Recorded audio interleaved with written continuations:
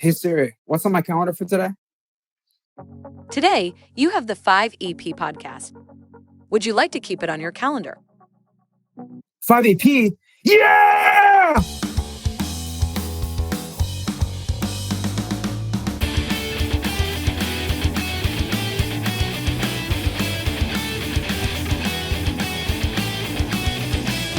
Welcome to the 5 EP podcast.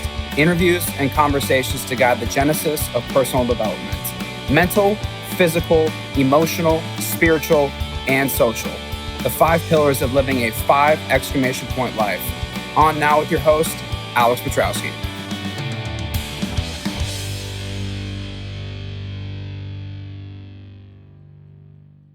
Welcome to another episode of the 5 EP podcast. This episode will be a little bit different than the usual interview and conversation with a distinguished speaker. This time, I want to take you guys back through a major life experience in my past and share with you a story.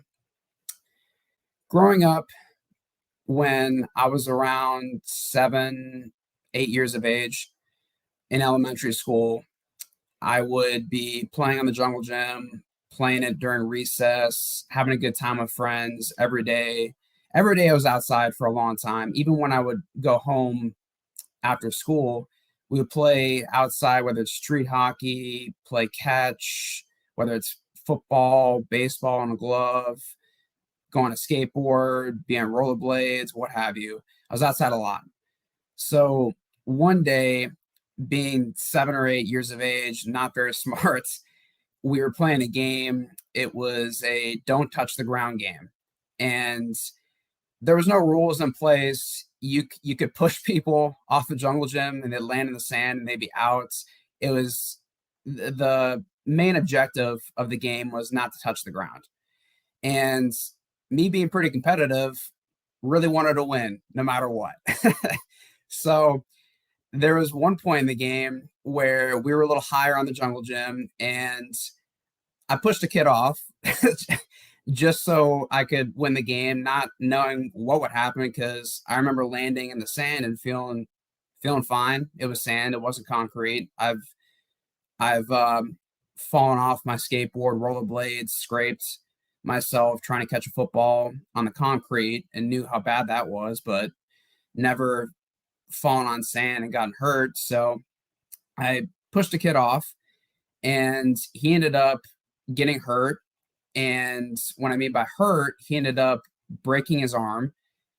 And I got in a lot of trouble. I knew immediately when he was crying on the ground that I had done something wrong, and I felt really, really bad. And I remember going over towards the edge of the jungle gym and sitting down and thinking, "What have you done, Alex? I was just trying to win the game. I didn't want to hurt him. I feel really bad right now. I I wish I could go back and not do that." And I knew also that based off of being aggressive in past games, the people that were volunteering to watch over us during recess didn't particularly like me. Well, at least some of them didn't particularly like me. And I knew I was going to get an earful from them, so I was preparing myself for that. And then I remember being grabbed by the ear and just kept being told how bad I was and how much trouble I was in. And I ended up obviously going to the principal's office, and then I don't remember much about that time. What I do remember is the fact that I had to go over to the other kid's house and apologize. And I remember his mom thought that I was the devil and that I was out to hurt everybody, which is not the case. And I even told him I was sorry at school. And then I remember being in the car on the way to his house and asking my mom why are we going to his house, and she had said that I needed to apologize to him, and my response was, I already apologized to him at school. I don't understand why I have to do it again. I meant what I said. I don't understand why we have to go just to apologize to him again. And I remember going over to the house, and I remember I apologized to him, and his mom had given me a pep talk on how I should actually apologize to her kid and how I wasn't being sincere.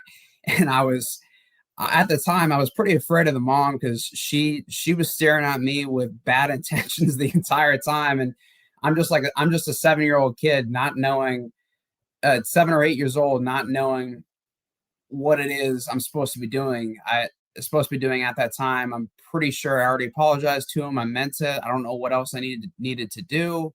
I'm obviously not going to do that again because of what happened. And there was that experience. And then ended up going to the principal's office again. And the principal was talking about how they were going to suspend me from school for a long time. And that what I did was very bad. And how I'm a danger to other students. And I remember sitting there not knowing how to react, not knowing what's going on. I, I really had no idea what was going on at that time because they were talking about how I had mental issues and this and that. And it's hard to fathom when you just want to play games with other kids and have fun and interact with your friends, and then somebody's telling you have mental issues, you're a danger, and you're sitting there like, no, that's not the case. I just want to go outside and play with my friends and have a good time. And so I remember leaving the principal's office that day and talking with my mom on the way home about how we were going to change schools, and she wasn't happy at all with how it was being handled and the new leadership in the elementary school. So that was a huge life-changing experience because I had gone to that school from kindergarten all the way up through the first part of third grade, and then I switched to a different school that I had stayed with all the way through up until high school when I went to a different high school. And yeah, that definitely made me question how I play sports with other kids is dangerous, or if my competitive spirit is something that I should be okay with and something I shouldn't suppress. And it really also put in my head that I need to take a step back and really question the potential for me to make a mistake in certain areas that could cause a huge ripple effect into somebody else's life. And that stuck with me for quite some time. And I even heard from some other kid at the other school that I went to that I had broken this other kid's arm, and that he started telling other kids at the school. So that rumor had gone with me wherever I went. So yeah, it was a life-changing experience that definitely had ripple effects that lasted for quite some time. And I wanted to share that with you because that's actually not what really occurred that day. And I didn't find out about that until very recently when I had talked with my mom about what actually occurred that day. And the whole premise behind talking to her originally was I had been working with a life coach for quite some time, and one of the things that he's urged me to do was talk with my parents and really get to know more about myself and my past and become more self-aware in that regard. And I was explaining to my mom some self-limiting beliefs that I had based off that experience, and she pretty much sat me down and told me that story that I have in my head, that I've had in my head for all this time, has been completely false. And I'm 26 right now, so that story was in my head for about 16 years.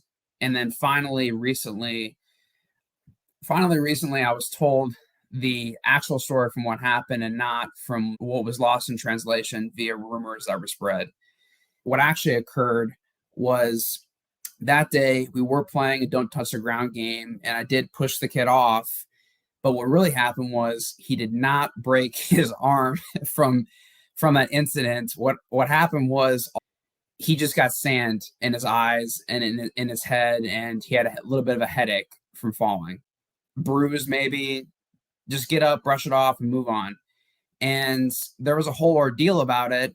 And his mom was somebody who was very protective, thought their kid was the top of the world, could do no wrong. And what my mom was telling me is that they received a call from his parents saying that due to him still having a headache the next day, they had to take him to the emergency room to check if he had brain bleeding from him falling on the sand, and that they were going to send us his medical bill.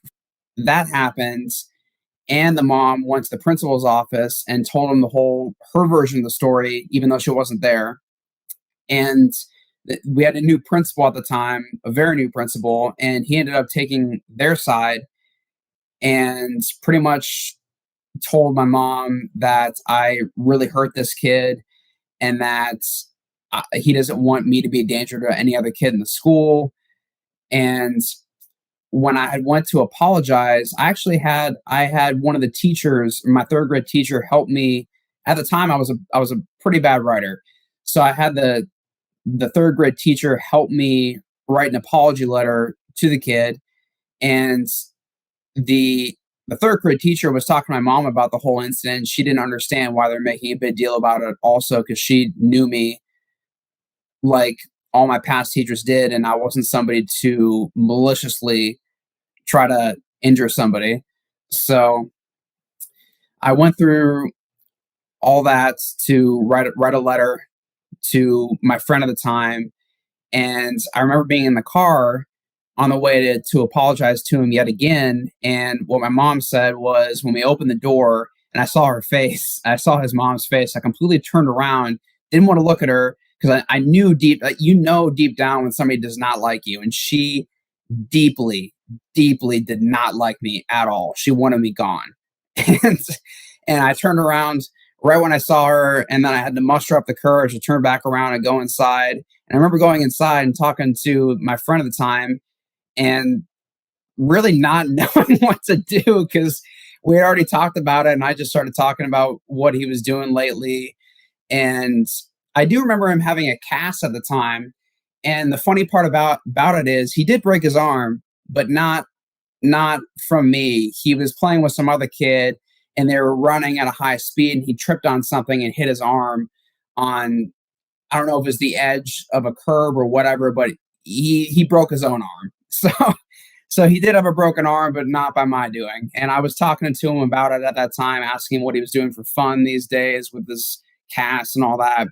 But yeah, his mom would sit me down and give me pep talks and make sure I apologized to him a certain way. And my mom was furious about the whole incident. And she's super nice person, my mom, and it's very difficult to get to a point where she never wants to see a person ever again, and she would appreciate never seeing that person ever again, because she would not have anything remotely nice to say about that lady. And after that, once she sent the medical bills, the funny part about that is my mom went to an attorney and had shown the attorney these, and the attorney was laughing and said, "Hey, I will do this. I will write this thing up for you for free because of how ridiculous this is." And the attorney wrote something up to where my parents were willing to pay for that one medical bill, but she would have to sign at the bottom that she would have to sign the contract at the bottom, which stated that my parents would not be liable for any other expenses that their child had to go through ever again. And my mom sent it to the kid's parents, and they never signed it. They never signed it. We never heard from them again. And it's funny because they went through all that time trying to morph me into whatever whatever type of person they wanted me to be, and use my parents to pay for medical bills that were of no use, not needed, and really put this reputation out there that I was a terrible person, and that's just not the case at all. And I always felt that any other bad experience that I had at the other elementary slash middle school that I had gone to later on was my own doing because of that choice that I made when I was at the elementary school, when in fact that there really was no other option at that time than to go to the other school and continue out my elementary education and my middle school education at that other school, and that all the other occurrences that people might say were negative going on in my life after that were things that had to occur and were in no way related to that decision that I made, in the fact that it wasn't due to me being a terrible person and me making a malicious decision to harm somebody at the time. It was just due to me making a small mistake and going through the different phases in childhood where you learn from your mistakes, and you just go through life with the intention of, I want to have fun with my friends, I want to learn, I want to become better at certain things, and in doing that, you're going to make mistakes and you're going to learn from them. You shouldn't ever feel like you're going to be chastised from a mistake, and that everything that you've done since then, all the negatives that you've received, were karma due to that mistake. I would look at it now as though those were learning experiences and trials that I encountered that have given me the confidence and have given me the mental fortitude to take on much harder challenges later on, because I know I've already conquered those challenges, and I already know I've conquered them, even with feeling as though the world was out to get me, and that I had self-limiting beliefs and all sorts of things hindering me, and I still was able to accomplish them. Just imagine what people were able to accomplish when they don't have self-limiting beliefs, and when they truly believe that with course correction and with trial and error and with a never quit attitude and solution driven thinking, that you will be able to conquer whatever comes in your way, and that each experience is going to lead you closer and closer to your best self and a new version of you. And with that, I have 3 takeaways, and those are: past experiences may not always be what they truly seem to be. Our memories are pretty accurate at times, especially those that are from a long time ago. They're likely not as they seem. And then it's also truly important to garner feedback from those that were actually key players at the time, and not via gossip that you heard from people spreading rumors that weren't even there and have no stake in the situation whatsoever. Or their stake is that they want to have a better reputation than you, and that they're willing to spread rumors and spread lies about you. Then you don't need to even give them a second thought, because they're not in your inner circle, and they're only there to bring you down. And then third, don't assume that a life-changing experience, or really any experience that's affecting you negatively, actually occurred the way that it did. And that's similar to what I said in the beginning. And I wanted to include the don't assume portion, because a lot of people, even though they know that their experiences may not be completely accurate, they just assume because of what other people say, and because they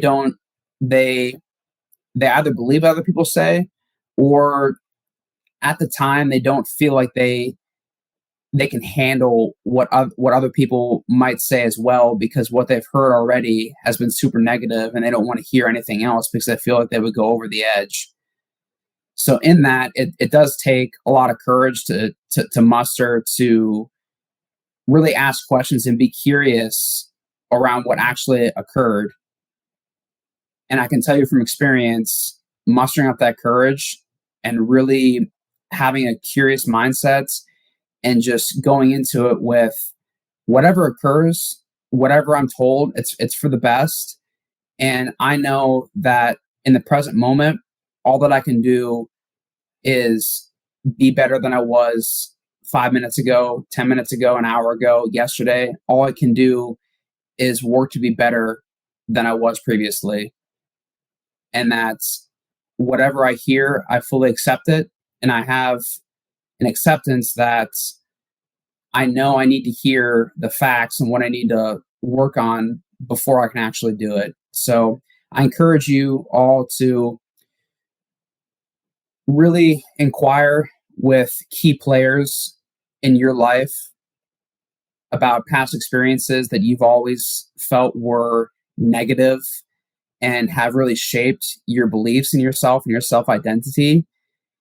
And really take a step back and tell yourself and say, hey, in order to reach the next level and recreate myself and to love myself and to propel myself forward and be the person I want to be, it really takes, you really need to take a step back and start inquiring about who you actually were previously and what actually happened, so that you can truly learn from those experiences and be able to move past them and really settle them once and for all and become the person you would like to be. Thank you for listening, and I look forward to seeing you all next week. Have a great week, guys.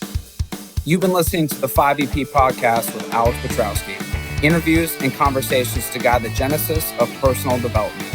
If you enjoyed the show, share it with friends and family and on your social media. And feel free to send us your feedback. Until next time, thank you for listening and live your 5 exclamation point life every day.